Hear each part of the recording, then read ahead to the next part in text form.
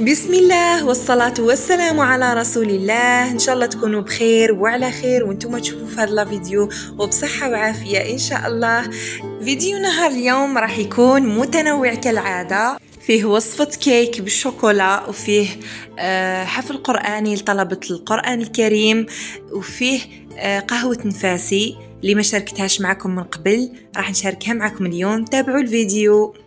وش راح نحتاجه في وصفة الكيك؟ راح نحتاجه 2 بيضات، كاس إلا ربع سكر، ومغرف صغيرة فاني. راح نضربهم مليح بالباتر حتى يذوب هذاك السكر ويولي الخليط كريمي.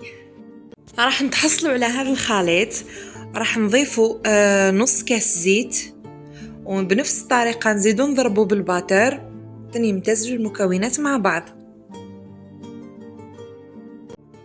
نزيدو نضيفو نص كاس حليب وشويه ملح، ونزيدو نضربو مليح بالباتر. الملح باش ما يجيكمش الكيك صامت، ديروا شويه برك.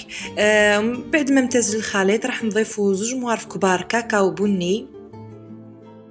لهنا خلاص مانيش راح نستعمل باتر، راح ندير غير الفوي. بالنسبه لهذا الكيك يا البنات راح يجي بزاف بنين، ما يجيش ناشف، راح يجي مشرب لداخل.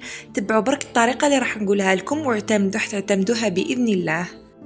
هذا الكيك للأمانة يا البنات ماهيش وصفتي، هذه الوصفة تاع أم يارا، هزيتها عليها من تيك توك وحطيتها لكم. كيما جربتها وعجبتني نتوما ثاني جربوها راح تعجبكم بإذن الله. لهنا بالنسبة للفارينة هزت لي كاس و2 مغارف، من 2 مغارف ل3 مغارف هكاك على حسب الفارينة تاعكم. كما تعرفوا الفارينة تختلف، وكل يعني كاينه الفارينة اللي تشرب كاينه اللي لا. المهم انا هزت لي كاس و2 مغارف، درت خميرة الحلوى وطيبتها. بعد ما طابت ثقبتها بالموس، ووجدت الشوكولا تاعي ذوبتها، زدت لها الحليب. شوفوا البنات، شتو درت خليط سائل ودرته فوق هذيك الكيكه باش تدخل الداخل وتتشرب وما تجيش ناشفه. جات بزاف بنينه، والتزيين اكيد يبقى اختياري. ننصحكم تجربوها واشتركوا في القناه وفعلوا الجرس باش يوصلكم كل جديد. وذوك راح نشارك معكم قهوة نفاسي.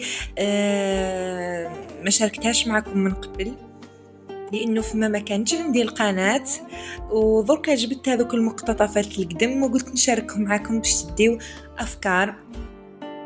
كيما راك تشوفوا هذه طاولتي المتواضعه في نفاسي، باش تديو افكار. هنا واش كنت حطيت كامل لضيافي.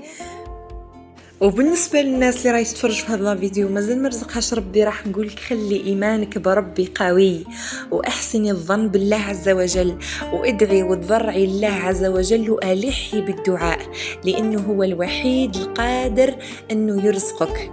ما تبكيش للناس وما تشكيش للناس، لا، الله سبحانه وتعالى الوحيد القادر على انه يفك هذه الحاجه اللي في قلبك ويرزقك ويعطيك ويعوضك العوض الجميل إن شاء الله.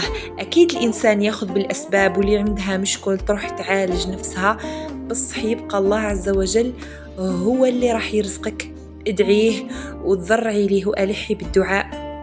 كاين دعاء مليح بزاف يا البنات اللي هو ربي لا تذرني فردا وأنت خير الوارثين. ربي يرزق الجميع إن شاء الله بالذرية الصالحة، وربي ما يحرم أحد من هذه النعمة العظيمة إن شاء الله. وعسى أن تكرهوا شيئا وهو خير لكم، قدر الله عز وجل يحب لك الخير. مبغاش يمدلك طفل عاق ولا طفل انتي ما تقدريش على تربيته وبالك هو يدخلك للنار. الله سبحانه وتعالى ممكن يحب لك الخير، وديما نقولوا الحمد لله على كل حال، وديما ندعيو الله عز وجل ونقولوا اللهم اكتب لنا من الأقدار أجملها. في هذا الفيديو يا البنات راح نزيد نعرفكم على نفسي. أنا معلمة قرآن، ندرس براعم صغيرين، الحمد لله على هذه النعمة العظيمة. راح نشارك معكم بعض الأجواء تاع تكريم الطلبة والمسابقة. هذا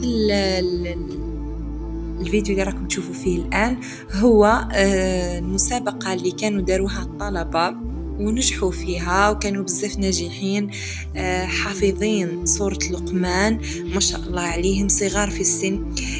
من هذا المنبر نقولكم يا البنات، يا نساء، يا أمهات، تحبي ابنك يتربى، تحبي ابنك ينشأ على قاعدة صحيحة ويخرج لك متربي وخلوق وفيه جميع الصفات الحسنة، دخليه يقرأ قرآن. نصيحة من أخت لأخت: علموا أبناءكم القرآن والقرآن يعلمهم كل شيء.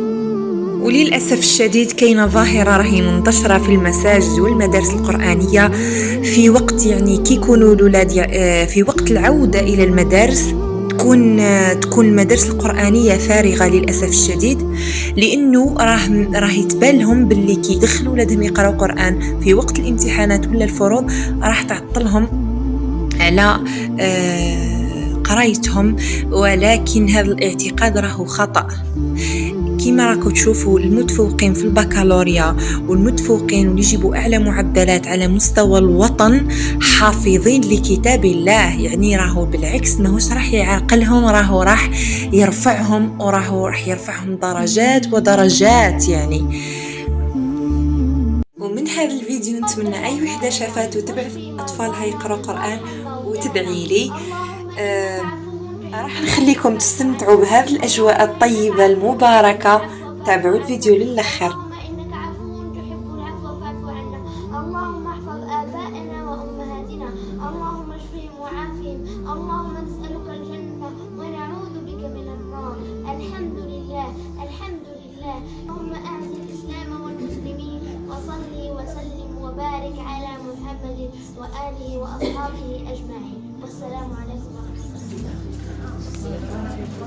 فهو المهتدى ومن يضلل فلن تجد له وليا مرشدا. وبعد، اللهم صل على سيدنا محمد وعلى ال سيدنا محمد كما صليت على سيدنا ابراهيم وعلى ال سيدنا ابراهيم، وبارك على سيدنا محمد وعلى ال سيدنا محمد كما باركت على سيدنا ابراهيم وعلى ال الحفل الكريم على مائدة القرآن الكريم. هذا فضل من الله ونعمة أدامه المولى عز وجل علينا وعلى كل الأخوات وعلى كل الطالبات وكل الحافظات وكل الأمهات وكل الأستاذات. أبدأ الشكر الجزيل للأستاذات الكريمات اللاتي هن أمامي، فهن الفضل يعود للمولى عز وجل، ثم للأخوات الأستاذات اللاتي قدمنا جهودات كبيرة جدا في هذا الصيف، رغم أنه الحرارة والتعب والجهد وعدم التزام الطالبات والبنات ساعة يحضروا ساعة ما يحضروش، ولكن الأستاذات كنا مجاهدات وكنا قائمات على هذا التحفيظ، خادمات لكتاب الله. فأدام المولى عز وجل هذه النعمة وثبتنا على هذا الطريق واستخدمنا ولا يستبدلنا يا أكرم الأكرمين ويا أجود الأجودين. فمشكورات مأجورات غير مأمورات. ربي يعليكم ويعلي مقداركم ويثبت القرآن الكريم في صدوركم. ولمن أرادت الحفظ فليسر لها حفظ القرآن الكريم كالماء البارد على الظمأ، ومن أرادت تثبيته فيا رب ثبته لها كالجبال الرواسي. وبعد، أعيد الحمد حمدا كثيرا طيبا مباركا فيه على أن المولى عز وجل جمعنا في هذا اليوم الكريم، في هذا اليوم المبارك، في هذه الساعة المباركة، أن نكرم. هذا هو الفيديو تاع نهار اليوم، نتمنى يكون عجبكم واستفدتوا وديتوا أفكار. نخليكم في أمان الله وحفظه، والسلام عليكم.